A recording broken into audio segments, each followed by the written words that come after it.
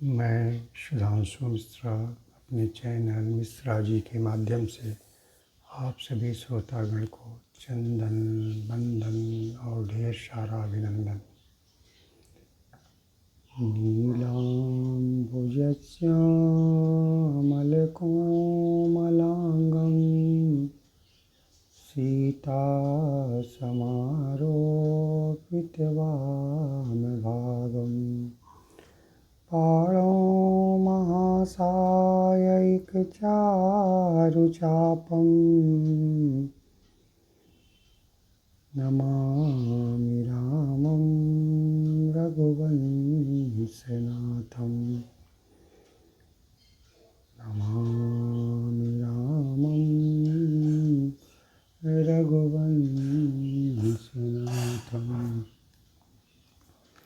प्रिय श्रोतागण, इसके पहले मैंने पहले वीडियो में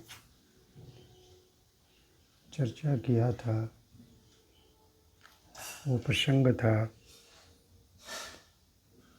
विश्वामित्र मुनि के कहने पर प्रभु श्री राम धनुष भंग करने के लिए आगे बढ़ रहे हैं, तो जनकपुर के जितने भी स्त्री पुरुष थे सभी अपने पितरों से आराधना करने लगे, विनती करने लगे कि हे पितृदेव, जितने भी हम लोगों को पुण्य हैं बस आज वो दे दीजिए और यहीं प्रभु श्री राम ही धनुष को भंग करें और सीता बिटिया के स्वामी बन पाएँ।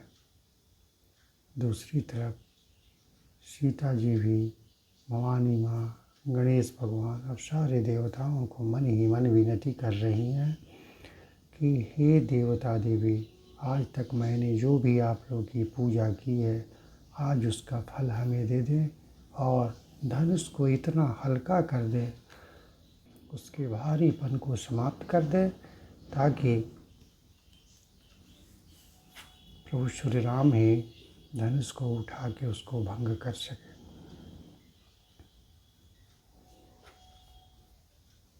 बार बार प्रभु श्री राम को देख रही हैं और उनके मन में अब ये दृढ़ विश्वास होने लगा है कि नहीं, अब मैं उन्हीं के ही गले में वरमाला डालूंगी।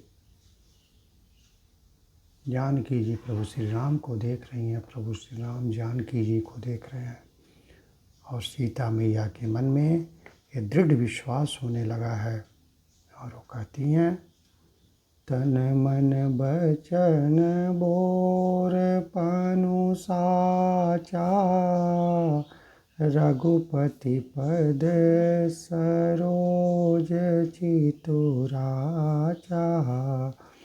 अने कह रही हैं कि हे भगवान, यदि तन मन और वचन से मैं सच्ची होंगी या सच्चे दिल से इनसे प्रेम करती होंगी, तो मेरा प्रण है कि रघुनाथ जी के चरण कमलों में ही मेरा हमेशा प्रेम बना रहे और स्वामी के रूप में यही मिले।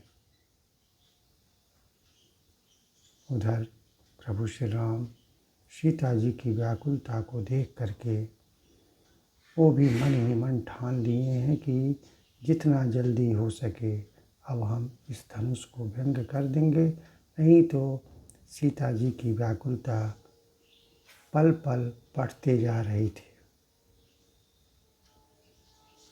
अब उनसे सीता जी की व्याकुलता, बेचैनी देखे नहीं जाया जा रहा था।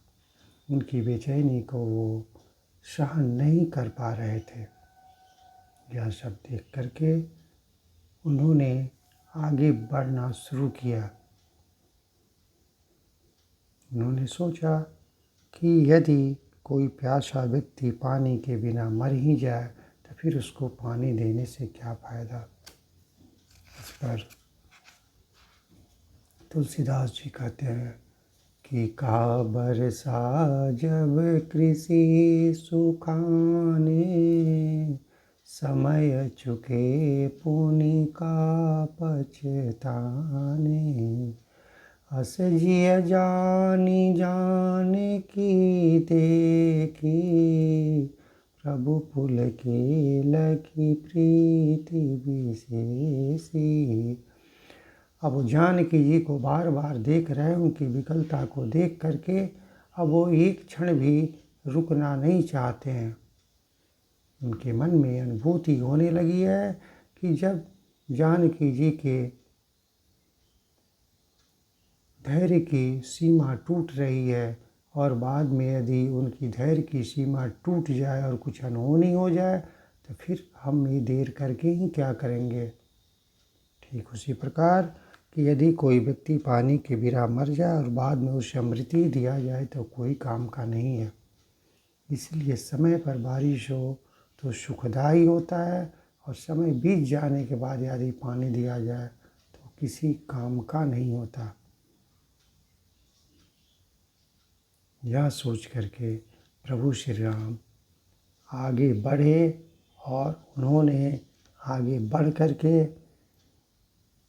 उन्होंने शिव जी की धनुष की ओर गहरी नज़र से देखा।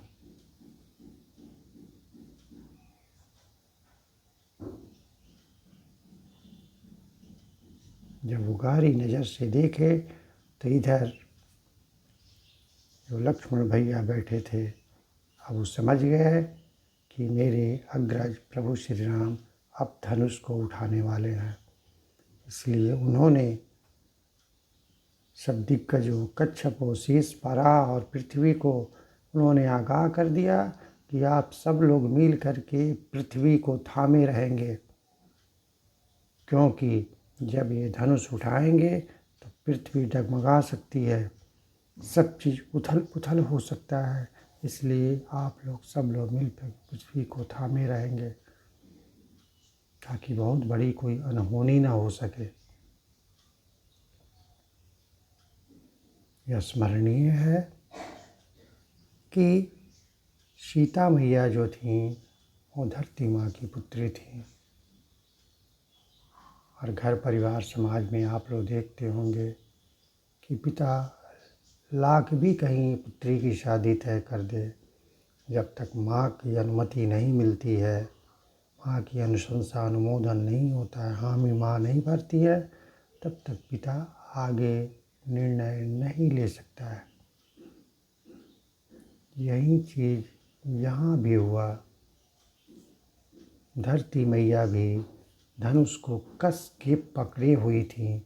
वो भी चाहती थी कि इस धनुष को प्रभु श्री राम ही उठाए ताकि मेरी पुत्री सीता का वरण कर सके। इसीलिए इसके पहले वो धनुष को अपने चंगुल से नहीं छोड़ रही थी, हमेशा अपने आगोश में पकड़ी हुई थी।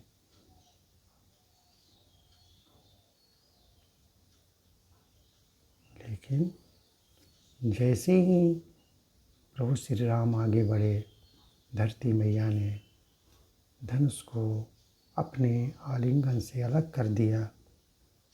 जो कस के पकड़ी हुई थी उसको उन्होंने अपने पकड़े हुए कशापन को ढीला कर दिया, जिससे कि प्रभु श्री राम इसको आसानी से उठा सके।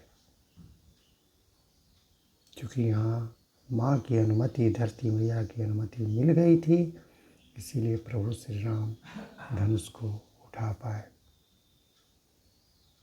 दूसरी बात, लेने और उठाने दोनों में बड़ा अंतर होता है।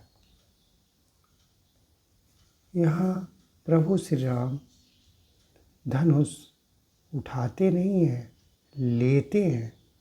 उठाने का मतलब कि कोई सामग्री रखी गई है उसे हम हाथ से उठा लें, उसे उठाना कहते हैं। लेने का मतलब है कि कोई व्यक्ति कोई सामग्री देता है उसे हम लेते हैं, प्राप्त करते हैं। इसलिए तुलसीदास जी ने यहाँ एक शब्द लेत दिया है।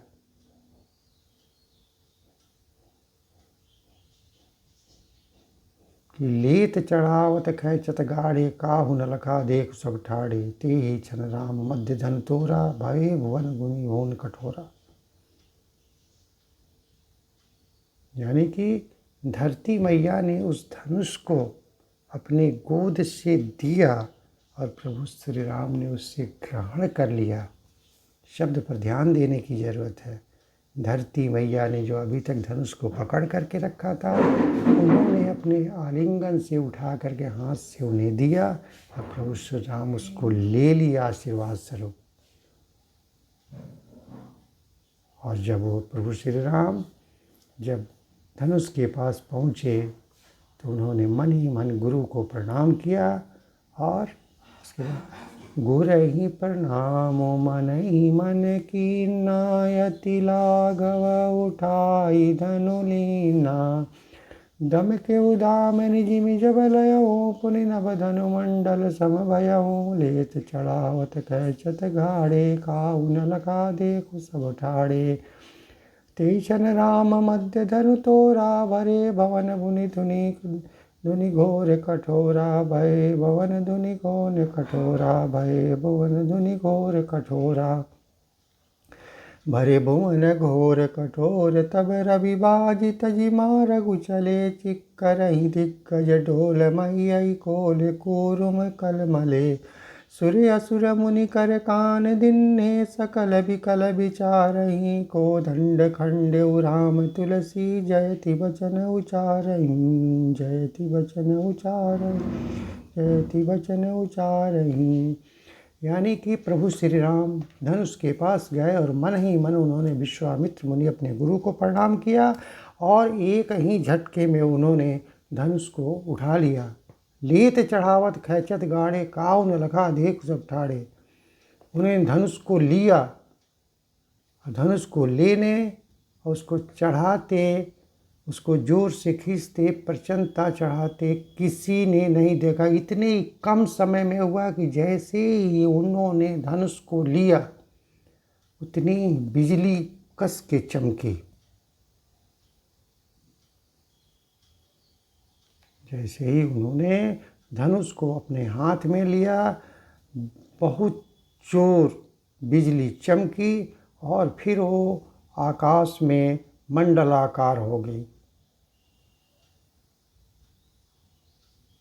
धनुष हाथ में लेते ही बिजली इतनी तेज चमकी कि सारे जितने भी लोग वहाँ बैठे हुए थे सबकी आंखें बंद हो गई और इतने कम समय में वो धनुष को उठाए और उस पर प्रत्यंता चढ़ाए, जोर से खींचे और तोड़े कि इतने कम समय में हुआ कि ये किसी को पता ही नहीं चला। क्योंकि जैसे ही उन्होंने धनुष को अपने हाथ में लिया इतनी जोर की बिजली चमकी कि उसकी चमक से, उसकी ज्वाला से, उसकी तेजी से जितने भी लोग बैठे थे सब लोग अपनी अपनी आंखें बंद कर लिए, सब लोग कान बंद कर लिए। इतनी जोर की आवाज़ हुई कि इसीलिए किसी ने भी इस चीज़ को देखा ही नहीं, सिर्फ लेते हुए देखा और जब आँख खोले तो देखे कि वहाँ पर धनुष खंडित होकर के पृथ्वी पर पड़ा हुआ है।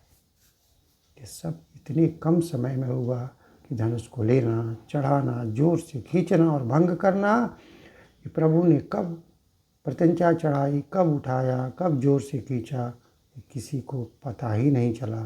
क्योंकि जैसे ही उन्होंने धनुष को उठाया इतनी जोर की बिजली चमकी कि सब लोग अपनी आंखें बंद कर लिए और इतनी जोर की गर्जना हुई कि कान भी बंद कर लिए। जब सामान्य स्थिति आई तब सब लोगों ने आँख को खोला तो देखा कि धनुष वहाँ खंडित पड़ा हुआ है।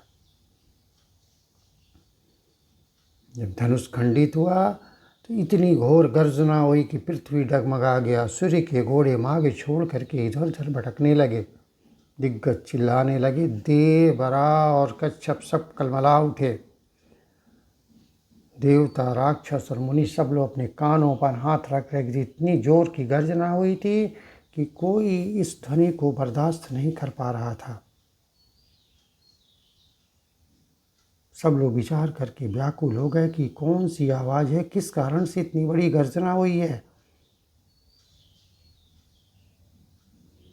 तब सब लोगों को तुलसीदास जी कहते हैं कि तब कुछ पल के बाद सब लोगों के मन में निश्चय हो गया कि कोई सामान्य ध्वनि नहीं बल्कि रामचंद्र जी ने पिनाक को तोड़ डाला है। और सब लोगों ने अपने मन से एक ही स्वर में प्रभु श्री रामचंद्र की जय, श्री रामचंद्र की जय और श्री रामचंद्र की जय बोलने लगे।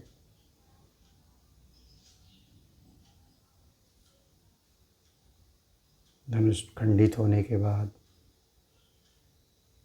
जनक जी के कुल पुरोहित जो सदानंद जी थे, उन्होंने सीता मैया को आदेश दिया, वो सखियों सहित वरमाला लेकर के आई और प्रभु श्री राम के गले में माला डालने का प्रयास कर रही थी। क्योंकि प्रभु श्री राम लंबाई में थोड़े ज़्यादा थे और सीता मैया की लंबाई थोड़ी कम थी। यह देख करके सखियाँ कहने लगीं, झुक जइयो तनिक रघुवीर, लली मोरी छोटी सी, झुक जइयो तनिक रघुवीर, लली मोरी छोटी सी। छोटी सी लली छोटी सी,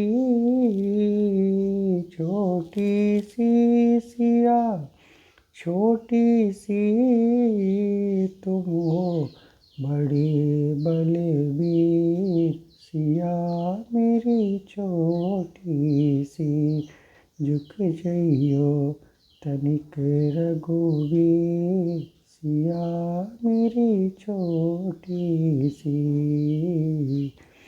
तुम रघुवंशी तुम बने हो, तुम